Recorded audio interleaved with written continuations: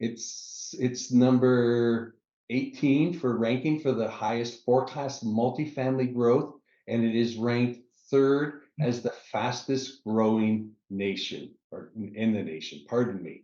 It's an exceptional buy basis with an assumable loan. So we have bought this property for about $82,000 a door, which is about $32,000 less than the average sale price in the submarket. Another thing that is super exciting is we've been able to assume a Fannie Mae loan at 3.78 fixed rate with a 2032 maturity date. And I want to talk about one other thing here. We were able to get a supplemental. You'll see it in our thing before, but I want to make sure that I really stress this fact that right now we are in a very tight lending market. And the fact that Fannie Mae and Wells Fargo, who's one of the lenders, has looked at this deal and we are already in a cash flow positive position and has said that we are still at a very conservative loan to value rate, are able to get a supplemental loan on top of it. So this is really, really good to give us confidence. This is a true value add opportunity. So we have just a few units that we need to renovate that are classic, and Vinny will go over a bit from that. We have some rent bumps that we're able to achieve. And the current owner has done such a great job. They are a really good seller. They've actually been continue to operate their business plan, and they're already almost reaching our performer rents in our year one performa. So we are very bullish that we're going to be able to take this property to the next level. And most of the things that are needed on this property are very cosmetic in nature. Again, I already talked about the strong sponsorship team that we have about $500 million worth of assets under management, over 3,000 apartments. And we also have boots on the ground. So we have one of our partners is in San Antonio, and several of us are in the Austin market and quite easy to get to it. And this particular location is within minutes of some major employers. So you'll see on the right, we have a little bit more info on that, but there's a lot of HEB centers. There's a Frito-Lay factory. So this is in the middle of where our tenants are working. So this is very, very close to where they are going to go to be able to work. So I'm going to just quickly review the deal here again. Well-positioned asset, high growth San Antonio market, 82K a door, all the things. So this particular property was bought at $16,900. There you can see it's 82,843 per unit. We are raising 6.6 million in equity. We are projecting an IRR, which is an internal rate of return of 18%. For those of you that are new, that basically is the time use of your money. So it's very important that you have an IRR. We are planning to hold the property for 5 years. This is a C-class property in a C+ neighborhood. We will be able to make this property look a little bit nicer than it does now. So for example, you can see in the top photo horizon, kind of looks like we're in a bird cage. We've got some real simple things that can be done to add a lot of flavor and color to the property. We're talking about an average of a 7 to 8% cash on cash. And so we'll explain that a little bit later, but that's how much you're going to receive on this particular offering on an average basis. We're talking about a 2.11 multiple of your money, and a minimum investment is $50,000. And if that's a stretch, talk to whoever brought you to this call, and we can see if we can make some sort of adjustment. So again, you see the photos on the right. This is a very nice, clean property that just needs to be taken to the next level to look aesthetically better. Property overview. Again, this is a lot of the same thing, garden style, just off Highway 35. Currently, it's at 96.6% occupancy. So again, it's not a huge lift for us. It's not like it's got an occupancy problem. We just have to continue putting in the rent bumps that we have. Also 1974 construction. So it is an older property. All right, so I'm going to talk just a little bit about the San Antonio corridor. As we all know, Austin and San Antonio corridor is where a lot of the growth in Texas is happening. Yes, it's still happening in Dallas and Houston, but this corridor is super powerful. San Antonio is a great market, and this property is right off I-35, and it's a very, very, I mean, we're just excited. San Antonio is expected to grow by 6 to 7 million people in total by year 2030. So we're well positioned in a great area. So this gives you a little bit, anybody who knows San Antonio well, so this is I-35 coming down from Austin. The center is down at the bottom below that little black box, and you can see Horizon Apartments in the center here. And the area it is in is a slightly an industrial area, but we do not see that as a negative. We actually see that as a positive. Our tenants are working in these areas. So there's a lot of distribution centers from HEB. Anybody in Texas knows HEB is an amazing thing. Very, very close to I-35. So anybody who's living there that doesn't work on that little area, they have very easy access to be able to get to where they need to go for work. And at the top, you'll see it's a lot more retail and other things. Rackspace is also a big employer. On the comps, we'll have one a little bit later, but I actually am a partner outside of Master Capital with one just across the highway. So very, very familiar. We've owned that asset for about 15 months now. So again, it's very well located in San Antonio. All right. So I'm going to turn it over to Vinny, and he's going to take it from here. And again, any questions, please feel free to put them in the chat, and we will have plenty of time for questions afterwards. Go ahead, Vinny. Take it over, sir. Awesome, Trevor. Thank you. So I'm going to talk a little bit about the value add opportunity and the plans we have for Horizon. So as Trevor already mentioned, we are not doing a crazy remodel value add strategy.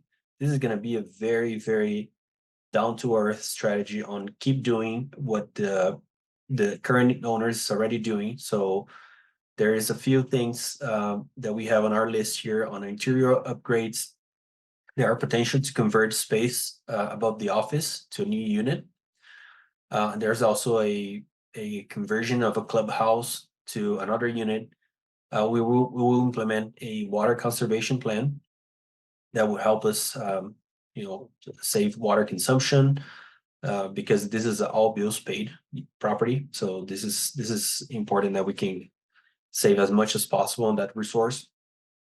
And then we're going to renovate 28 remaining classic units and putting modern brushed nickel, new basic stainless steel appliances, low flow toilets, faucets, shower heads, the fresh paint, and some other low cost with high impact cosmetic improvements. On the exterior, we're going to be doing some work on the roof, on the siding, patio, and also the balcony repairs. There are some repairs that are required because of code that are related to parking lot and concrete sideways. We're going to also be implementing exterior lighting with LED, landscape, and curbside appeal. Yeah, that's going to help a whole lot. A cover for the playground areas to make a more usable area and more friendly on the hot days. Parcel lockers installation. That is one thing that it's part of our plan as other income, and also is storage units for rental. So this is going to be, I'm sorry, the storage units for rental. This is going to be the other income, and the parcel lockers will be a service that we're going to implement for people to have their parcel delivered to them. There's also a property fencing repairs and new signage for building and office location. This is part of our plan for exteriors. When it comes to next slide, please. There we go. So this is, putting a little bit of image what I just told you a moment ago. The exterior mini storage, parcel locker. There's also one very important other income source, that's the technology package, which includes cable and internet. So this is something that we're going to roll out for more units. It's currently around a 30% adoption. So we're going to roll out to the most units that we can get. And there's also QR parking for paid overnight stays. This is also another interesting source for other income.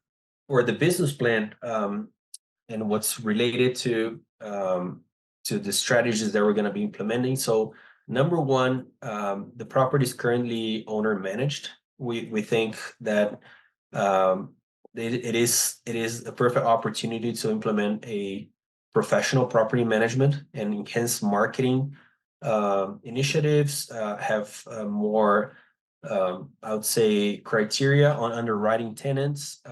There's also pushing some monthly tenant appreciation events. It's just a lot of efficiencies that we can push with a professional property management company. There's also the revenue initiatives. There are incremental rent increases. So we're going to push the classic units to the rent that we're already getting. So these 28 units will be reflecting the full potential of that area and the comps. We already spoke about storage units, parcel package lockers, and tech package and QR parking. On the utilities, water conservation program would be a highlight. There's also the LEDs, exterior lighting, the electricity contract negotiation, which something that we already are considering in our underwriting. Curbside appeal, rehab and turning some remaining units. These are the 28 units on the bottom. And also convert these units to increase revenue. These are the 2 units that we're going to be converting. And then, of course, the exit. This is related to the right time, right? So we have flexibility since we got this loan, this assumable loan. There's still 8 years to go, so we feel like it's a good time to it's a good entry point to get to this to this purchase price, and also a good time to get back on the cycle of a better market. So for the underwriting, again, we wanted to make a very conservative underwriting. So we are offering a 7% preferred return, projecting an 18% partnership IRR, and the average cash on cash, it's between 7 and 8%, which gives us an equity multiple of 2.11 times the initial equity. So this scenario here of an annualized 22 to 23 annualized return, in a given investment, this is an example of someone investing $100,000. On the first year, we'll be projecting a 5.38% of cash on cash return. And then it bumps a little bit on year 2, 7.53, 8.44, 8.71, and 9.32, with a total of 210,791. So that is adding both the profits from the sale and also the total return on investment as cash on cash. That is a total of 210, including the initial beginning equity that was invested. So our total raise is going to be 6.6. We're considering an exit cap of 6%, and we're purchasing at 6.5, and the hold period is 5 years. Probably already mentioned that. These are some fee disclosure on what we actually putting on this deal. So the sponsor carries 30% after the preferred. Asset management fee is 2%, which is very standard. Acquisition fee is also 2%. Disposition fee is for to aim ourselves and investors and past investors on getting aligned on a successful exit. The CapEx project management, we are not considering currently any of that on the model, but in case we need to incur in any type of construction, that is one thing that we also are considering 5% of project management, which is probably going to be outsourced with a contractor, but we need to state here on as part of our transparency to investors. So sources and uses and the loan assumptions. So this property has a loan assumption, as Trevor already mentioned. This is a fixed rate, 3.78 interest rate for 8 years remaining. It's a amortization of 30 years and a loan to value of 75%. When we got this property under contract, So the lender actually looked at it, our LTV would be very low at this current price. So this supplemental, which we already have a commitment letter for 2.5 million, it's an extra source of financing that is actually at 8.24% a year. And it also going to be 8 years remaining for the maturity of this loan. So the total of the supplemental is actually reducing the amount of equity. So that is we're having a little bit of more leverage, but we're still going to be in the 75% LTV for this opportunity. We are considering a loan down payment of 4.1, and there's also a capex budget of 1.1, almost all 1.2. Closing costs and acquisition fees, a little bit under 600. This is the closing costs for acquiring the property, and also the acquisition fees for the sponsorship team. And we're keeping 600 of operating reserves, being very conservative to make sure that we have enough money to, when it's insurance cycle or it's property tax or anything that's related to the execution of our business plan. So total raise of 6.6. And this is our underwriting for the Horizon opportunity. So this is a 5-year projection. The T12 is the current performance of the property. As you guys may see, we are bumping just a little bit the rents. So there's not a very conservative. I've been seeing very aggressive underwritings. People just saying they're going to increase 15% or 20% rates. This is not the case here. We are being very conservative on that, which means that if we need to bump, we have space. We are not depending on a business plan on a very high increase of rents. So vacancy, we're gonna bump a little bit for the first years, average 12%, and then we're gonna stabilize at 9% from year 2 to 5. And also you can see that other income is very conservative. We're bumping just $20,000 the first year, and then 20 the next year. So it's really going to be the key here. It's going to be due with a lot of efficiencies and put these classic units into the market rate. So we're going to be able to reach the income line. That's the most important thing we're going to be considering. We are projecting real estate taxes we're projecting a bump to $515,000. That's normal. That's what we currently have in our projections. Also, insurance, we're projecting a decrease due to the quote that we already have. This is something that we have a very strong proposal currently, so we're considering that. Contract services, we're bumping a little bit. Trash removal, pretty much stable. Electric, we're reflecting this reduction that we already were able to get. Water and sewer is reflecting the water conservation program. On the legal stays basically the same. Management fee, it's reflecting the contract we have with the company we chose to be our property manager. We're bumping repairs and maintenance, and not because we want to spend that money, but we want to keep it safe on a territory that we're going to be able to perform the classic units and turns that are needed. In general admin, there's a little bit of a bump on also to be on the safe side. Payroll, again, this year, this property is going to have a big turn on the marketing initiatives, and we're going to be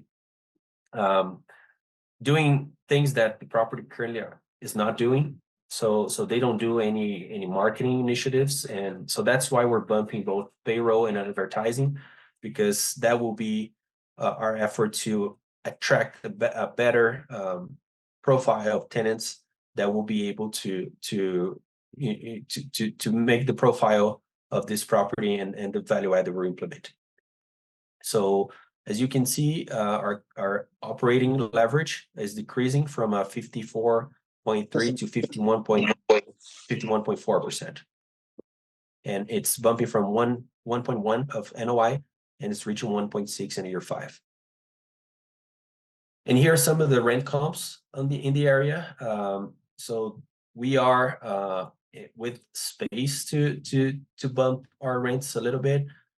So we're comparing to these units that were built in comparable years, 74, 69. So our units are a little bit bigger than some of them. So we think are currently 129. It's a very conservative price per square feet. So these are some of the comparables that we think we're going to be comparing ourselves and implementing these classic units into this market rates that we are currently seeing. So the exit strategy is planned for 5 years. So the fixed rate is covering us for the rest of the investment period. We still have a couple of years that could actually also be assumed to another syndicator. So the trigger to the NOI is reaching the trigger to sale is reaching the NOI of 1.59 million, and the rate cap is around 6%. So you can see to your right, the NOI is 1.6, and the rate cap, this would be the sale price, which is around 130,000 a door. So that would be some of the deductions on the sale. The total sales proceeds, we're going to pay the loan back, and the proceeds will be around 6.7 million. And this would be the split of 70-30 between GPs and LPs. And we also have this sensibility table here, analysis that year 3, 4, and 5, what would be our exit if we were to exit before that.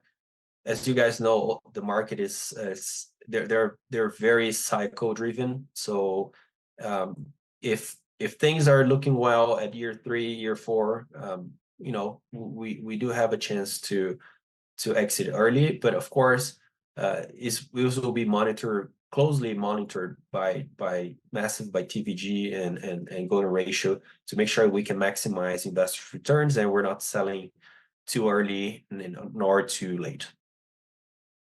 That is also a big interesting strategy. If you have income from other activities and you're asking, or you need for some depreciation for your tax return, that's one thing that we are executing a cost segregation strategy that will mean clear tax benefits. We are considering that on 100% investment, you can get around 72% of paper loss, which is a great strategy of optimizing your tax rate. So of course you have to consult this case by case with your CPA, but that is one very, very interesting opportunity to make some extra tax deductions and improve your equity.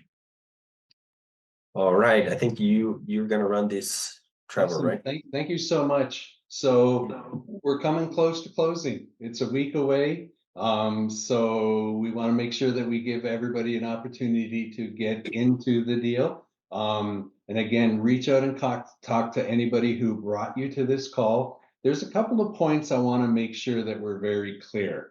Number one is the 7% pref. So what happens is until you reach 7% cash on your investment, and it accumulates. So I don't know, Jasmine, if you could go back up to the one projection slide here, and then we'll go to questions and answers. But I want to make sure that this is very clear. So if you look at this particular slide, year 1, we're talking about 5.83. Then we get to 7.53. So we're getting close. You're almost caught up to your 7% pref. And then, of course, by year 3, you start reaching it. So I want to make sure that you understand this. Until you reach this, us as sponsors, we don't make anything on this particular deal out of the cash flow. So we are highly motivated to make sure that we reach these hurdles. And this is a very investor friendly hurdle, right? So it says we're going to pay you first. I also want to make sure for those of you that are new to real estate investing, when you look at a 70-30 split, this means that you as an investor, the group of investors own 70% of a $16.9 million apartment complex. That is pretty powerful when you combine that with the bank leverage and the way that the debt goes. So I wanted to make sure that those 2 points are very, very clear on that. So if we make a dollar, until you get 7 cents on that dollar for your period of time, we don't collect anything. And then after that, 70 cents of every dollar profit goes to the passive investors. So I wanted to make sure that we're clear on that. And I wanted to do a little bit more of the story on buying this particular property. So this particular property is operated by a sole person who is also the property manager. They have done an amazing job. So this property was in a little bit more disrepair when they bought the property. They went through COVID, which was a challenging period of time. They did a lot of renovations. They got this property ready for sale. We were fortunate that the market changed in our favor. So this property was originally offered for over $20 million. We started looking at buying this property almost a year ago and started making offers. In our third round, we managed to come to an agreement that made sense for us. So we want to make sure that it's very clear that we were very patient and waited for the right purchase price to get in. So again, she has done a great job of managing this. But again, it's been one operator managing her team. And what we're going to bring to the deal is a professional management company that we're hiring to bring in, and a professional asset manager with a group of people that can help lead this project to the next level, this property to the next level. So I wanted to make sure that those things were clear, that we did do them. Maybe we'll stop sharing so we can see you all. I like to see people. And you can raise your hand. You can put a question in the chat. Now you can see all of our smiling faces and some of the partners that you see. So Mary Jane and Janae and Liz, they're here. So some of our partners are here. Oh, Barbie, sorry, I missed you hiding over there. And so it's really good to see. And then myself and Jasmine or Maria, who's not here tonight, we're from Massive Capital. We're absolutely happy to answer any questions. Does the multiple equity include? That is correct. So that is your total dollars. So when you put in $100,000, you will get roughly 211,000. So it adds up all of the sources of your cash flow and to where you can get your, so that is a total. Everything is included in that estimated total. It's a great question. And don't be afraid to ask any questions. Hey, Yeah, Mike. hey, Trevor. No, I just wanted to, we ran a poll. I actually interrupted it and restarted it for, by accident. So we would love though if you guys let us know, like, what do you feel about this by, just in the poll, let us know, if you're interested or need more information, and just to get a feel for the sentiment of the group tonight. So would appreciate it if you guys could help us on the poll and give us some feedback there. Thank you.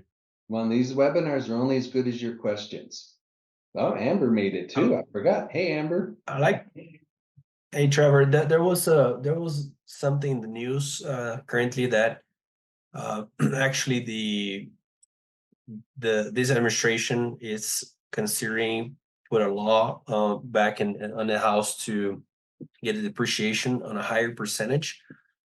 So although this is not a fact and needs, there's still uncertainty, but that's also a possibility. So I just wanted to highlight that, in case you're putting attention on paper loss and depreciation that you can get on these type of investments with, especially real estate.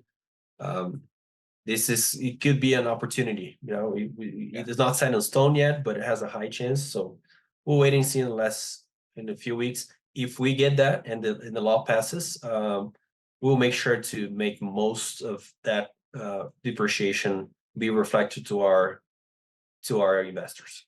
Yeah, that's right. So it's a handshake agreement right now. You know, they'll have to put all of their fillers into the bill. So everybody will stack it up and we'll see, but it could be very positive for real estate investors. This deal works at the numbers that we've given you. So I want to make sure that you're clear on the passive losses. They don't change anything on your income. They just change how much percent that you would be able to get back on your passive losses. Okay. So the deal still is great, even if this doesn't, but it only gets better. And I want to make sure that passive investors that are still working understand this. Your passive losses roll forward. So as you make passive income, your passive losses offset it. It is without a doubt the most powerful tool in real estate investing. That's what makes real estate investing so much supercharged. We didn't talk about this either before, but you can invest with your retirement funds as well. So this is a great investment for your retirement funds. If you don't have the cash flow, you normally can invest with your current employer's plan. But if you have a plan that you've left from another job, you can move that into a self-directed plan, and then you can invest with that self-directed plan. And it's a really good way, again, to grow your income in another tax-free environment. Your wealth more than your income. That's a better word. All right, we got to have some good questions. We got some new folks on the call too. It's nice to see. There's a question about the adding up the numbers. I can take that, Trevor. Yeah, perfect. So this number, sorry. Yeah. Can you guys see my screen? Let me just get it right here. Yeah. Forgot to update the slide. There we go. So this is the initial investment, okay? And you're getting cash flow distribution, okay? Cash flow distribution here, 1, 2, 3, 4, and 5, okay? On top of these cash flow distributions, you're getting a profit from sale.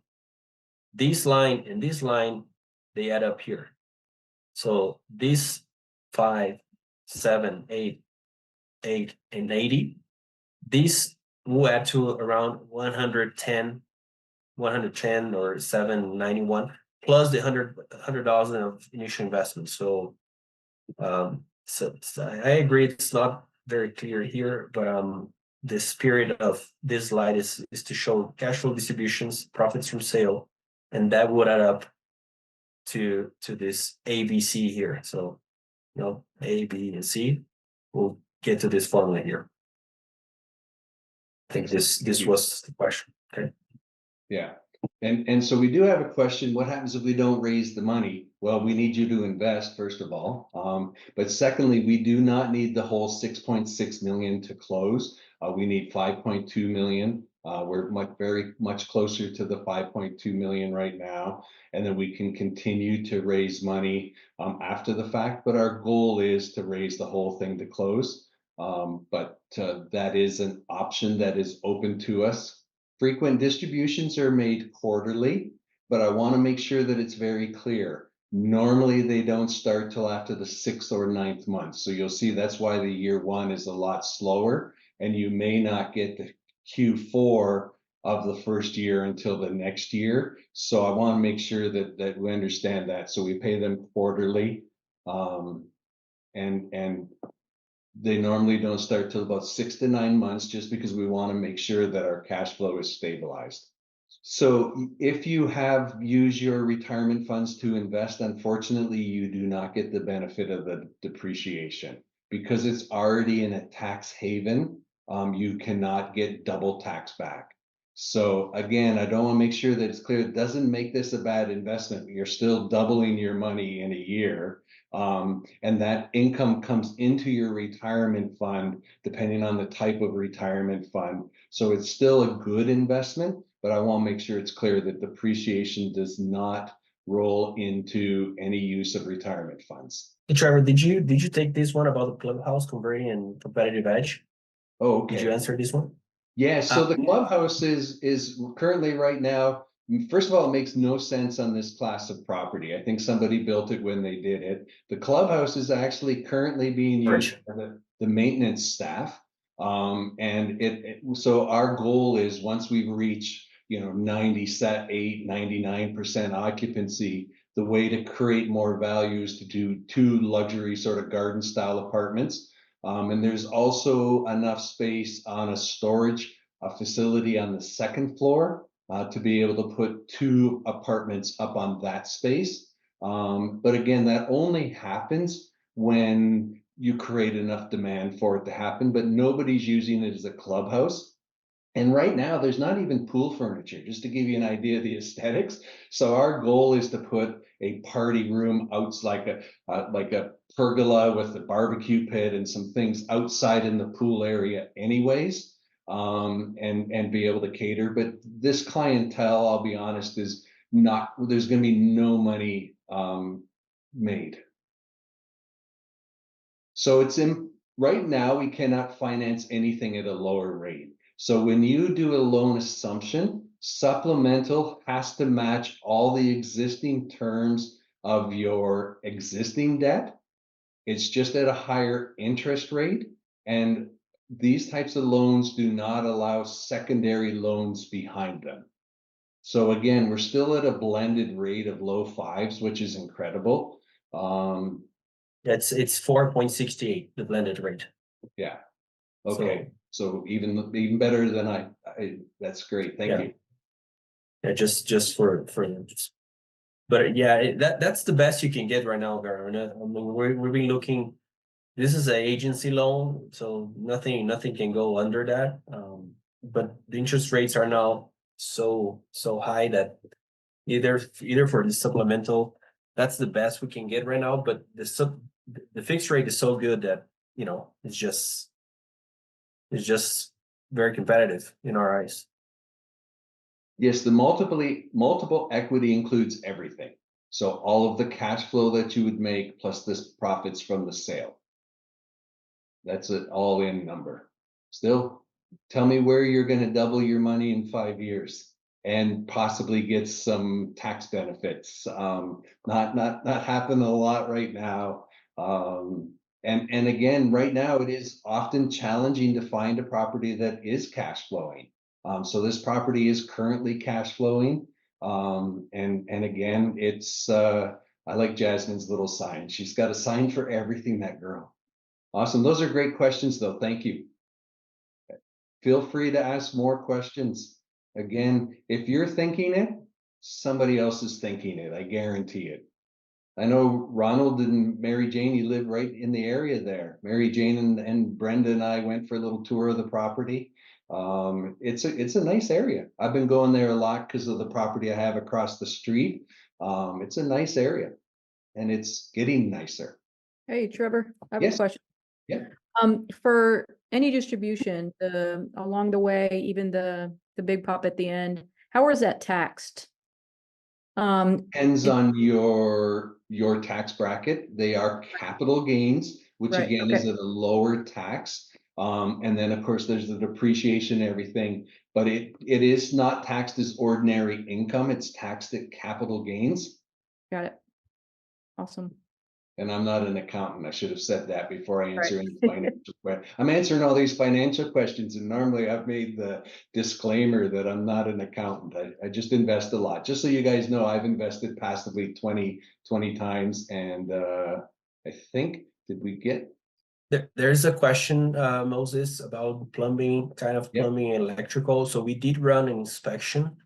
We actually brought licensed plumbers to inspect with the camera, and no issues were raised on the plumbing side. Electrical, it is copper, it's not aluminum. That's the first thing I ask when I get into a deal, due to the insurance, risks. So there wasn't any issues. The inspection came out fine. So that was a goal for us for getting these items checked. Yeah, so on a syndication, there is not an option to 1031 out of it because of the way it's structured. So it would be a cash out, and then you could again turn around and put that money into another deal. But there are no tax advantages at sale. It's just impossible with this many investors to be able to do it that way.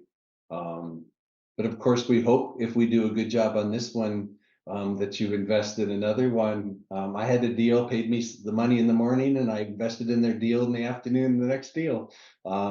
Because if someone does a good job, that's who you want to give your investment to. We want to earn your trust. Awesome. All right. Have fun, Jasmine. Jasmine's got another call, so she's going to be leaving. So we have no signs. We need to get other people with signs going on here. So SJ, about the always bill paid. So the property has been doing always bill paid. They don't have individual meters. So because of the demographics that they currently have, we are not envisioning changing a whole lot of that. We think that all bills paid that is also one reason why we're such high occupancy, around 96, 97%. But we don't think they're pushing rents too high because they are not doing any marketing. So they're not attracting a high number of leads. And we think this is the most reason why they are not getting this rent premiums. But on this Class C, we think there's still space for a all bills paid. We are not currently or totally against it. We typically go into rubs. We do implement rubs, but it will in this one we decided not to be part of on our strategy. So we'll still keep the all bills paid because we think it's still going to be in a reasoning. It will resonate for that demographic. That's correct, but we are implementing conservation of the use of power. So a lot of low voltage. We already have some things, and someone said anticipate the sale of the asset. So again, you want to make sure if you look at it, our goal is 5 years, but it may be the best time to sell the property in 3, 4, and then it may not be the best time in 5 years. So we want to get the maximum return because most of the money is made. So it might slip in a little longer than 5 years. And then how long to sell, it depends if we're in a buyer's market or a seller's market and how well interest rates are, because chances are the new buyer would put new debt on this property. It would make sense so that they can get the interest only periods. But again, this property at the right price and with the right NOI should sell fairly quickly. It's still a desirable property. Harry? Yeah. Hi everyone. Thank you, Trevor. Thank you, Vinicius, for sharing that. I do have 2 questions. The first one is about the cash flow. The distribution to the limited partners and investors. If I'm not wrong, you said it's quarterly, right? So in year 1, 2, 3. So if I'm not wrong, was 5,000, 6,000, 7,000 for someone who's invested 100K. So probably it's gonna be divided by 4, any of those, right? For per quarter. Yes. Am I right? Yes. So again, in the very first part of it, we don't do distributions, but we still collect the cash and hang on to it. We're just being conservative.